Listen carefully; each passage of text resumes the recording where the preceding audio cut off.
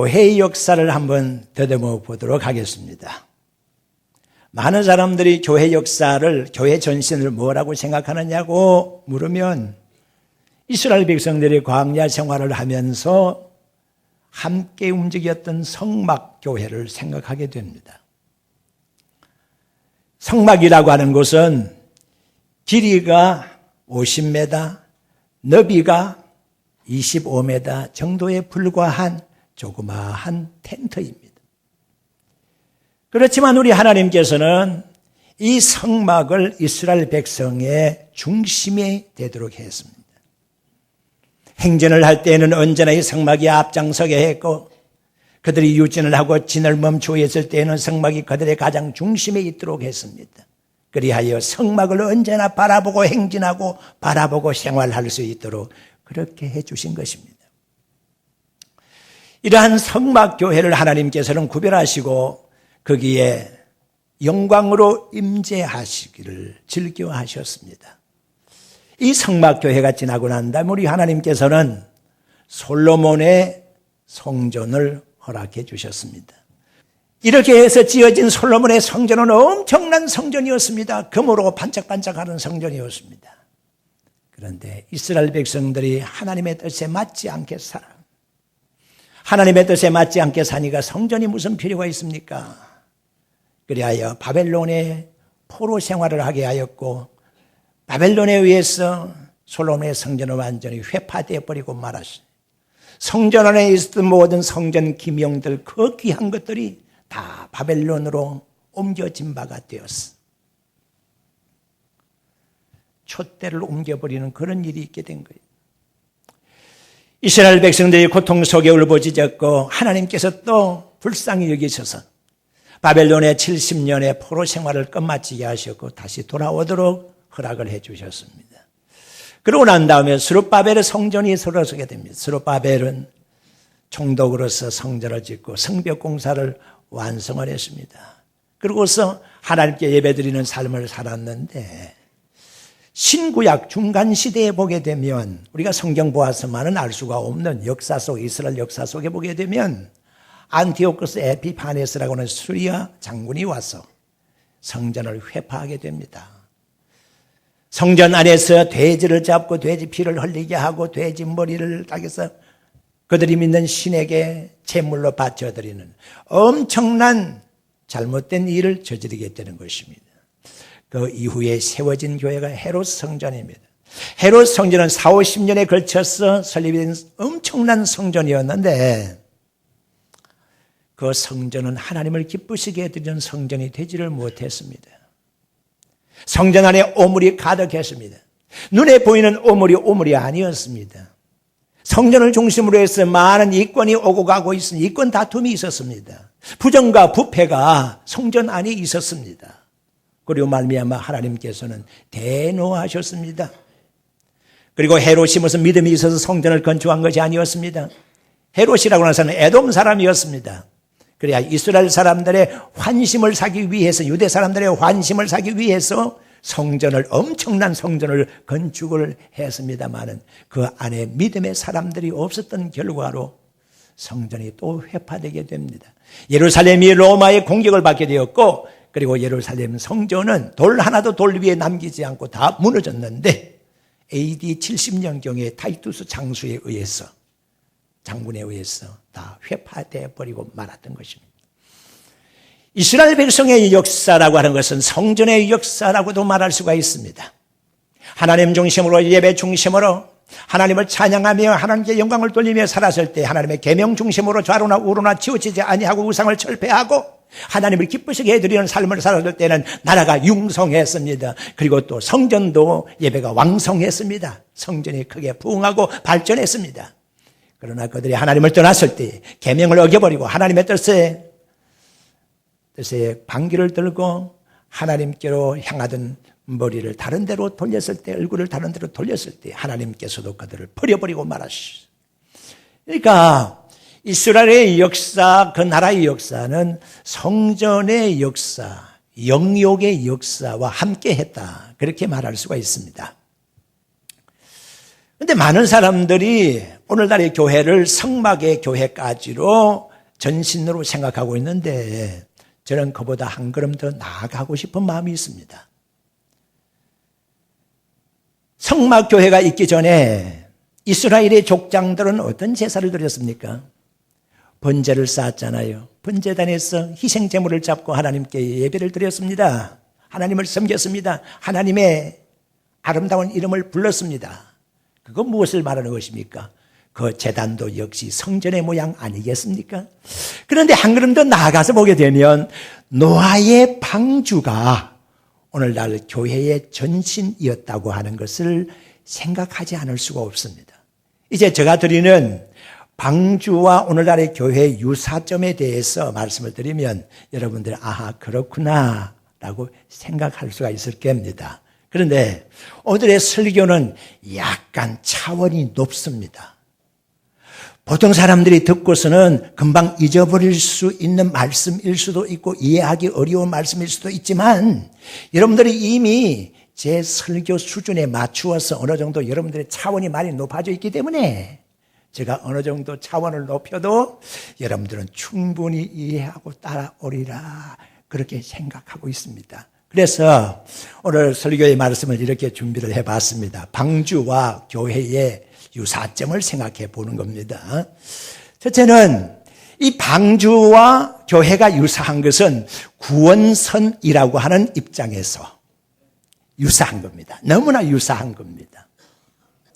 방주를 말하면 분명히 방주라는 것은 배거든요. 그걸 한자로 써놓고서 분석을 해봅시오. 모방자의 배주자예요. 모방자라는 것은 방향할 때 방자를 말하는 거예요. 예? 모가 있는, 모서리가 있는 배, 이게 방주라는 뜻이에요. 방주. 이 방주는 무엇 때문에 이렇게 만들려고 했나? 방주를 원어로, 히브리어 원어로 찾아보게 되면 테바라고 하는 원어가 사용되었는데 두 군데 사용이 되었습니다. 노아의 방주, 그리고 두 번째는 모세의 갈대 상자. 여기에 테바가 사용이 되어 있다는 사실입니다. 모세의 갈대 상자를 방주라고 얘기하면은 그게 어찌 방주야라고 말씀하실지 모르지만은 분명히 성서에 기록되어 있는 히브리어 원어는 테바라고 하는 같은 용어가 사용되어 있다는 사실입니다. 먼저 방주를 생각해 봅니다. 하나님께서는 구원의 쓰임새 있게 재료를 코페로 재료를 사용을 해가지고 역청을 칠하게 하면서 물이 들어오지 못하도록 그렇게 방주를 짓도록 설계도를 우리 하나님께서 마련을 해 주셨던 것입니다. 그런데 그 방주가 어떻게 생겼을까? 그렇게 생각하고 여러분들이 방주를 그려보라고 아이들에게 말하게 되면 어김없이 그 방주는 현대식 배 모양으로 그려낼 겁니다. 현대식의 배 모양으로. 그런데 저는 생각합니다. 현대식 배는 아니다라고 하는 겁니다. 물론 배를 만들 때에 어디를 가고자 할 때에는 공기를 가르고 저항을 적게 하면서 가야 되니까 바다에 떠는 배라고 하는 것은 고기 모양, 즉 물에서 살고 있는 고기 모양으로 만들면 가장 잘 갈 수가 있겠죠. 그러니까 오늘날 배는 고기 모양으로 생긴 겁니다. 그것은 마치 공중에 나는 비행기가 새 모양을 닮는 것처럼 바로 그런 겁니다. 땅 위에 사는 것으로 만약 다른 것을 만든다고 하면 사람의 모양이 좋을 거라는 생각을 해보게 됩니다. 자, 자동차도 네 발로 기어가는 모양으로 되어 있지 않습니까? 생각해 봅니다. 이제 이 방주의 모양이 유선형의 모양이 아니라고 하는 것은 그냥 물 위에 떠 있기만 하면 되기 때문에 그렇습니다. 한번 생각해 보시기 바랍니다. 방주에 무슨 추진력이 필요하겠습니까? 우리 하나님께서는 방주가 어디로 달려가기 위해서 어떤 항구로 가기 위해서 돛대를 달아라고 말씀하지 아니하셨습니다. 바람을 이용해라, 바람을 불게 할게. 그러니까 그 배가 어디로, 방주가 어디로 가도록 해라. 그렇게 하나님께서 말씀하신 적이 없습니다. 돛대는 어떻게 달아라. 아무리 여러분들이 성경을 찾아보세요. 돛대를 어떻게 만들어라 말씀이 없습니다. 그리고 동시에 키를 달아서 방향을 조종해라라고 하는 말씀도 찾아볼 수가 없습니다. 노아의 방주에서 특징이 바로 이겁니다. 돛대도 없습니다. 삿대도 없습니다. 노가 없다는 얘기입니다. 그리고 방향을 잡을 수 있는 방향 키가 없습니다. 네모 비슷하게 생겨있는 배가 바로 노아의 방주였다. 그렇게 볼 수가 있습니다. 그러면 하나님께서 이 노아의 방주를 어떻게 운행을 하실까? 사람이 운행하는 것이 아닙니다. 이 노아의 방주가 닿은 곳이 어디였어요? 아라라산이라고 했습니다. 이 아라라산은 지금 현재 아르메니아 공화국과 터키의 중간지대입니다. 지금 현재는 터키가 그곳을 점령하고 자기들 땅이라고 얘기하고 있습니다만은 아르메니아인들은 최초의 기독교 국가거든요. 아르메니아가. 근데 그 땅을 자기들 땅으로 만들고 싶은 간절한 열망이 있는 곳이 바로 아라라산입니다. 성지이기도 하고요. 그 아라라산의 꼭대기에는 만년설이 덮어있는 아주 높은 산인데 그 꼭대기에는 오늘날 축구 운동장의 한 20배 정도의 넓은 평평한 곳이 있다고 하는 것이죠. 그러니까 노아의 방주가 그곳에 도달을 해서 그들이 내려서 하나님께 예배를 경배를 드릴 수 있고 농사를 지을 수 있기에 충분한 땅이었겠다라는 생각을 하게 되는 것이죠. 그리고 두 번째로 방주로 씌어진 테바라고 하는 단어가 출애굽기 2장 3절에 모세와 더불어서 씌어지고 갈대 상자거든요. 모세를 태웠던 갈대 상자는 왕골로 엮어져서 역청으로 칠해서 물이 들어가지 않게 만들었습니다. 물론 이 갈대 상자 역시 돛대도 없습니다. 방향키도 없습니다. 나일 강에다가 띄워놓은 겁니다. 강물 따라 흘러가게 되어 있는 것이, 떠내려가게 되어 있는 것이 모세의 갈대 상자였습니다. 이 갈대 상자는 누가 운행을 하신 것입니까? 사람이 운행한 겁니까? 아닙니다. 그 누이 미리암이 그 뒤를 따르기는 했습니다만은 갈대 상자를 움직이면서 간 것이 아닙니다. 갈대 상자가 가는 대로 따라서 갔을 뿐입니다. 혹시나 야생짐승이 나와서 혹시 해치지 않을까, 그리고 또 혹시 잘못되지는 않을까, 엎어지지 않을까 걱정이 돼서 따라가는 모양인데 보십시오. 하나님께서 운행하시는데요. 바로의 공주가 마침 그때에 목욕하러 나왔었다고 했습니다. 그런데 그 왕궁에서 목욕하기 위해서 공주가 밖으로 나왔다고 하는 것은 하나님의 예정과 하나님의 섭리와 하나님의 역사가 있지 않고서는 도저히 있을 수 없는 일입니다. 그때에 모세의 갈대 상자가 그곳을 지나가게 하는 겁니다. 모세의 갈대 상자가 그 시간에 하필 그곳으로 지나가게 되면서 바로 공주의 눈에 띄게 됐던 그 이유가 무엇입니까? 하나님이 운행하셨기 때문인 줄로 믿습니다. 믿음의 성도 여러분, 하나님께서 운행하시면 또 때도 없고 방향키가 없어도 모든 것이 잘 될 줄로 믿습니다. 여러분들이 살아가는 인생 행로가 그렇습니다. 우리의 가정이 어떻게 될 것인가? 앞으로 일에 대해서 우리의 사업이 어떻게 될 것인가? 염려되고 걱정하고 초조하고 불안합니까? 그럴 필요가 전혀 없습니다. 돛대도 없고 방향키가 없어도 조종해 가셨던 하나님의 운행하심의 역사가 오늘 여러분들의 가정과 여러분들의 사업장에 함께해 주실 줄로 믿습니다. 이렇게 되는 겁니다. 그리고 우리가 생각할 것이 있습니다. 승선 인원이 제한되는 점에 있어서 과거의 방주와 오늘날의 교회가 유사점이 있습니다. 방주의 기록이 나와 있는 6장 13절로부터 쭉 읽어 내려가 보게 되면 방주 안으로 들어오게 될 사람들에 대해서 하나님께서 말씀하셨습니다. 노아야, 방주로 들어가거라. 그러면서 내 아내와 내 아들들과 며느리들과 함께 방주로 들어가라. 그렇게 6장에 기록되어 있거든요. 자, 정해 놓았습니다. 그런데 혹의 사람들은 생각합니다. 아이고, 하나님께서 방주를 그렇게밖에 안 지었기 때문에 그때 사람들이 들어가고 싶어도 들어가지 못한 거 아니냐? 얼토당토 않는 말입니다. 믿음의 성도 여러분, 방주가 작기 때문에 사람들이 들어갈 수 없다고 말하는 것은 오늘날 교회가 작기 때문에 불신자들이 들어올 수 없다는 말과 똑같은 말이거든요. 그런 말은 있을 수가 없습니다. 왜 그러냐? 하나님 말씀을 대드릴게요. 누가복음 17장 27절의 말씀을 보게 되면 예수님께서 그때 당시에 그 상황을 보시고 하신 말씀이 있습니다. 왜 예수님께서 보셨다고 하는 것은 우리 예수님께서 성육신, 육신의 몸을 입으시고 이 땅에 오셔서 예수님으로서 역할을 하시고 십자가에 달리셨습니다만은 그러기 전에 이미 삼위일체 하나님으로 하나님과 함께 계셨던 분이거든요. 그렇기 때문에 태초 시대부터 계셨던 우리 예수님께서 노아 시대의 홍수 심판의 그 장면도 잘 보고 계셨다는 겁니다. 그걸 보셨던 우리 주님께서 신약 시대에 하신 말씀이 뭔가 누가복음 17장 27절에 분명히 기록되어 있습니다. 홍수가 일어나서 심판당하고 죽게 되기까지 사람들은 먹고 마시고 시집가고 장가가고 하였느니라 그랬습니다. 우리 예수님이 그때 보셨던 겁니다. 그런 상황을 보셨던 겁니다. 누가 방주로 들어가는 길을 막았습니까? 방주가 작아서 그랬습니까? 얼마든지 들어가면 구원을 받을 수가 있었습니다. 그러나 방주로 들어가지 못하게 된 것은 그들의 죄와 그들의 악과 그들의 의심과 그들의 불신이 방주로 들어가는 길을 막았다, 그렇게 볼 수가 있습니다. 방주가 완성이 됐을 때 방주의 문은 닫혀져 버리고 말았습니다. 그리고 8사람 외에는 아무도 구원을 받지 못했습니다. 마찬가지로 오늘날의 신약의 교회도 이렇게 끝날 때가 있는데 언제 끝나는가 하는 것이 문제가 되겠죠.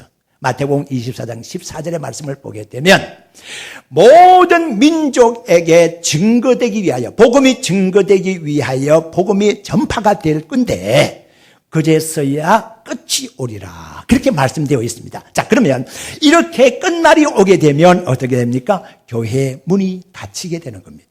교회 문이 닫히게 되면 들어오려고 해야 들어올 수가 없고 구원의 대열에 들어설 수가 없다고 하는 사실입니다. 그러면 우리가 힘써서 해야 될 일이 무엇입니까? 열심히 전도해야 되지 않겠습니까?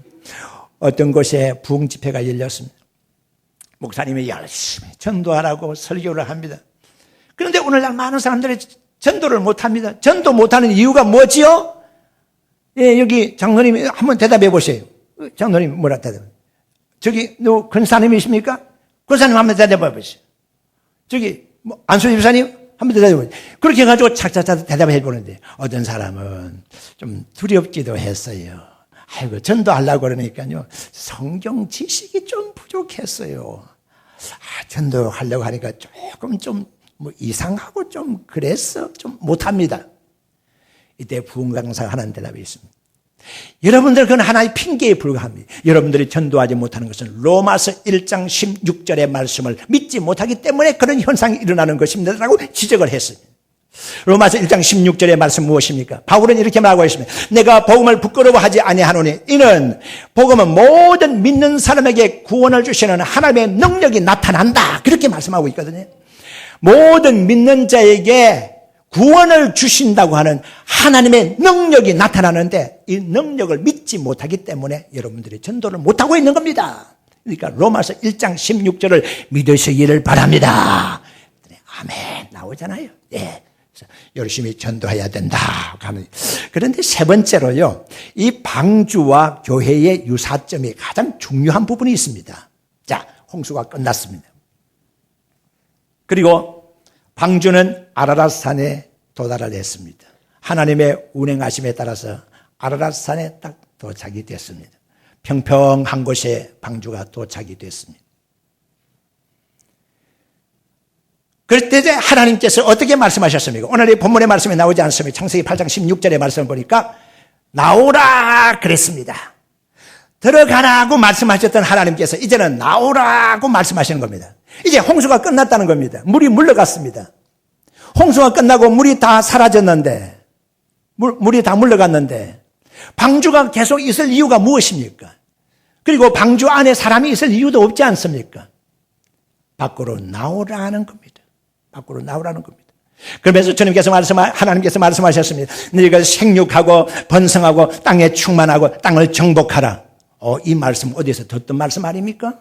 이게 창세기 1장 28절의 말씀에 사람을 하나님의 형상 따라 만들어 놓고 사람에게 주신 말씀이 그 하나님 말씀 아닙니까? 생육하고 번성하고 땅에 충만하고 땅을 정복하라. 바로 그 말씀이거든요. 그 말씀을 홍수가 끝나고 난 다음에 다 나오라고 하시면서 하나님께서 그들에게 9장 1절, 창세기 9장 1절에 동일한 말씀으로 허락을 해 주신 것입니다. 네, 그렇게 하라고 말씀하신 겁니다.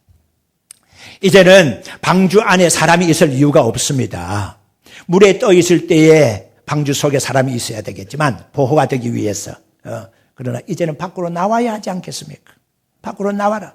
그러고 난 다음에 노아의 가족들이 다시 방주를 찾았다는 기록을 찾아볼 수가 없습니다. 그리고 그 방주의 흔적도 지금 간 곳 없이 사라져버리고 말았습니다. 마치 갯벌에 벌어진 어선이 파도와 바람에 의해서 산산조각이 나고 다 훼손이 돼가지고서 다 이리저리 너덜너덜하게 다 떨어져 나가버려 버렸는데 이것이 배의 파편인지 아닌지 알아볼 수 없을 정도로 돼버린 것처럼 방주도 흔적 없이 사라져버리고 말았습니다.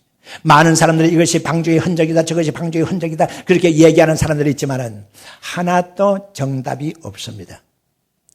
방주는 강고도 없이 사라져버리는 것이 마치 법궤와도 같이 사라져버린 것이죠. 많은 사람들의 호기심만 불러일으킬 수밖에 없는 그런 것이 되어버리고 말았거든요. 믿음의 성도 여러분, 이제 방주 안에 사람이 있을 필요가 없어져 버렸듯이 이제 생각할 것이 있습니다. 우리가 교회로 오라 해서 지금 모였습니다. 모여서 함께 기도하고 찬송하고 그리고 말씀을 듣고 예배를 드립니다. 그렇게 되고 난 다음에 우리 하나님께서는 이제는 나가라고 명령하는 겁니다. 여기 계속 머물러서 함께 축제를 즐기고 교제를 나누고 언제나 그렇게 하면 얼마나 좋겠습니까? 교회 식당에는 하루 삼시세끼 식사를 계속 내놓고 우리는 식당에서 계속 먹고 마시면서 언제 시간이 있으면 여기 올라와서 찬송하고 예배하고 그렇게 하면 얼마나 좋겠습니까?